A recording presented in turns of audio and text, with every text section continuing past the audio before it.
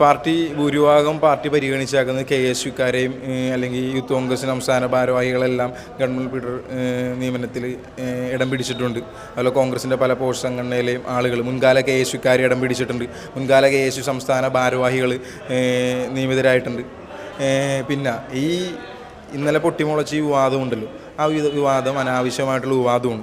മുൻകാലങ്ങളിലെ രാഷ്ട്രീയം പറഞ്ഞ് ഇന്നവരെ വേട്ടയാടുന്നത് ശരിയാണോ? ഇന്ന് കോൺഗ്രസ്സുകാരായിട്ട് നിൽക്കുന്ന, വർഷങ്ങളായി തങ്ങളുടെ മുൻകാല രാഷ്ട്രീയം ഉപേക്ഷിച്ച് ഇന്ന് കോൺഗ്രസ്സിനോടൊപ്പം വർഷങ്ങളായി ചേർന്ന് നിൽക്കുന്നവരെ മുൻകാലത്ത് തങ്ങൾ അങ്ങനെയായിരുന്നു എന്ന് പറഞ്ഞ് ക്രൂശിക്കുന്നത് കോൺഗ്രസ് പാർട്ടിയുടെ നിലപാടല്ല, അത് കോൺഗ്രസ് പാർട്ടിക്ക് ദോഷകരമായിട്ടുള്ള നിലപാടാണ്. നമുക്കറിയാം, കഴിഞ്ഞ നിയമസഭാ തെരഞ്ഞെടുപ്പിൽ BJPയിൽ നിന്നും CPMൽ നിന്നും കോൺഗ്രസുമായി ഇന്നേ വരെ യാതൊരു തരത്തിലും ബന്ധമില്ലാത്തവർ ഒരു രാത്രി ഇരുട്ടി വെളുത്തപ്പോൾ കോൺഗ്രസ് പാർട്ടിയിൽ വന്നു. കോൺഗ്രസ് പാർട്ടി അവർക്ക് സീറ്റുകൾ വിട്ടു നൽകി.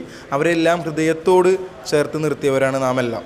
അന്നൊന്നും ഒരു യൂത്ത് കോൺഗ്രസ്സുകാരൻ്റെയും KSUക്കാരൻ്റെയും അവസരങ്ങൾ നഷ്ടപ്പെട്ടു എന്ന് പറഞ്ഞ് ഒരാളും വന്നില്ലല്ലോ പ്രതിഷേധമായിട്ട്. അന്നൊക്കെ യഥാർത്ഥത്തിൽ KSUക്കാരുടെ യൂത്ത് കോൺഗ്രസ്സുകാരുടെ അവസരങ്ങൾ നഷ്ടപ്പെട്ടിട്ടില്ലേ? ഈ നിയമനവുമായി ബന്ധപ്പെട്ട് ഇപ്പോൾ മുൻകാല ABP പ്രവർത്തകരാണ് 10-12 കൊല്ലക്കാലമായി കോൺഗ്രസ് പാർട്ടിയുടെ സജീവ പ്രവർത്തകരും ILCയുടെ സജീവ ആക്റ്റീവായിട്ടുള്ള മെമ്പറും കൂടിയാണ്.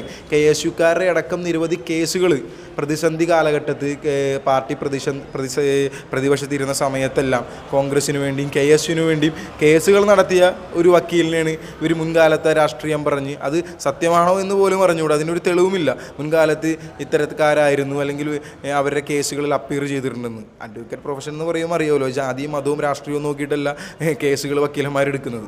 അത് പറഞ്ഞ് ക്രൂശിക്കുന്നത് ശരിയായ ഏർപ്പാടല്ല. SFIക്കാരുടെ ABPക്കാരുടെ നിരന്തര മർദ്ദനങ്ങൾ പലപ്പോഴും KSUവിൻ്റെ പ്രവർത്തകരായാലും നേതാക്കന്മാരായാലും നേരിടേണ്ടി വന്ന 10 വർഷങ്ങൾ കൂടിയാണല്ലോ കടന്നുപോയത്. അപ്പോൾ ഒരു ദിവസം SFIO ABP ആയിരുന്ന ഒരാളെ ഇത്തരം പദവികളിലേക്ക് വരുമ്പോൾ KSU ജില്ലാ പ്രസിഡന്റ് എന്ന രീതിയിൽ ആ നിയമനത്തോടുള്ള പ്രതികരണം എന്താണ്? ഈ ഒരു ദിവസമോ 2 ദിവസമോ ഒരു മുൻകാലങ്ങളുടെ രാഷ്ട്രീയം അത് നോക്കേണ്ട യാതൊരു ആവശ്യമില്ല. എല്ലാവരെയും ചേർത്ത് പിടിക്കുന്ന പാരമ്പര്യമാണ് ഇന്റർനാഷണൽ കോൺഗ്രസിനുള്ളത്. ഇന്ന് നമുക്കറിയാം, ഉത്തരേന്ത്യയിൽ ഭരിക്കുന്നത് BJP ആണ്.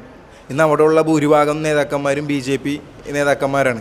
നാളുകളിൽ പാർട്ടി അവിടെ അധികാരത്തിലെത്തണമെങ്കിൽ ഇന്ന് BJPയോടും പ്രവർത്തിക്കുന്ന പലരും നാളുകളിൽ കോൺഗ്രസ് പാർട്ടിയിലേക്ക് വന്നാൽ മാത്രമേ നാളെ ഈ ഉത്തരേന്ത്യ മേഖലകളിൽ പാർട്ടിക്ക് അധികാരത്തിലേറാൻ പറ്റുള്ളൂ. അതുകൊണ്ട് എന്നും അവൻ കഴിഞ്ഞ കാലങ്ങളിൽ BJP ആയിരുന്നു, അവൻ എന്നും BJP ആയി തന്നെ ഇരുന്നോട്ടെ എന്നുള്ള നിലപാടൊന്നും കോൺഗ്രസ് പാർട്ടിക്കില്ല, അല്ലെങ്കിൽ KSUവിനില്ല എന്നാണ് ഞാൻ മനസ്സിലാക്കിയിട്ടുള്ളത്. അവൻ SFI ആണ്, അവൻ ജീവിതകാലം വരെയും SFI ആവണം എന്ന് പറയുന്നത് ശരിയാണോ? അവൻ ഇപ്പുറത്തോട്ട് കൊണ്ടുവരുന്നതല്ലേ നമ്മുടെ രാഷ്ട്രീയ പ്രവർത്തനം? അതിനുവേണ്ടിയല്ലേ നമ്മളെല്ലാം പ്രവർത്തിക്കും. ഞാനടക്കമുള്ള KSUക്കാർ ഓരോ ക്യാമ്പസിൽ ചെല്ലുമ്പോൾ മുൻകാലത്ത് SFI ആയിരുന്നവരെയും നിലവിൽ SFI പ്രവർത്തിച്ചിരിക്കുന്നവരെയും നമ്മുടെ രാഷ്ട്രീയത്തിലേക്ക് സ്വാഗതം ചെയ്യുന്ന രാഷ്ട്രീയ പ്രവർത്തനമാണ് ഞാൻ നടത്തുന്നത്.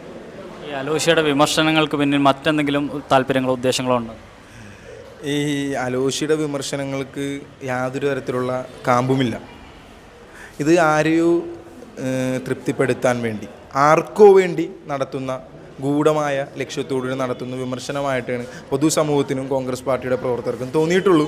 എനിക്കും അങ്ങനെ തന്നെയാണ് തോന്നിയാക്കുന്നത്. ഏറ്റവും പുതിയ വാർത്തകളും വിശേഷങ്ങളും വിരൽ തുമ്പിലറിയാൻ Zee മലയാളം ന്യൂസ് എല്ലാ ഡിജിറ്റൽ പ്ലാറ്റ്ഫോമുകളിലും ലഭ്യം.